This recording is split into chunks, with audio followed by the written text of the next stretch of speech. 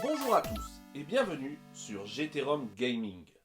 Pourquoi Sonic sur Master System est-il sorti après la version Mega Drive? La réponse tient en trois raisons simples, concrètes et souvent méconnues. Première raison, la Master System est encore dans des millions de foyers.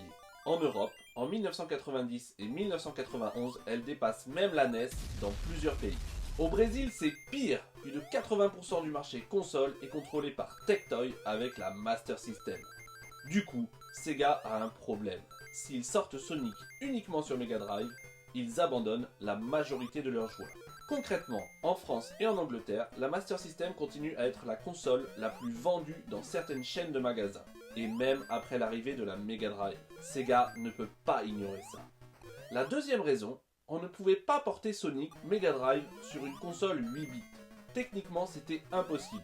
Vitesse, animation, largeur des niveaux, sprite, rien n'était compatible. Résultat, il fallait créer un nouveau Sonic, adapté aux limites du 8 bits. D'ailleurs, Bridge Zone, Jungle Zone, Skybase, ce sont des niveaux qui n'existent pas sur Mega Drive, parce qu'ils ont été conçus spécialement pour rentrer dans la Master System. Ce n'est pas une version allégée, c'est un jeu différent. Et la troisième raison, Sega voulait imposer Sonic comme mascotte mondiale. Adieu Alex Kidd, bonjour le hérisson bleu. Sonic n'était pas juste le héros de la Mega Drive, il devait devenir le symbole de Sega, partout, sur toutes les machines encore vivantes. C'était stratégique. Plus Sonic est visible, plus l'image de Sega est forte.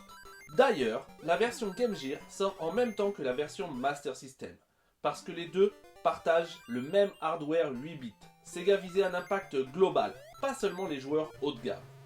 Alors oui, Sonic Master System est sorti après Sonic Mega Drive. Mais ce n'est ni un retard, ni un port bâclé.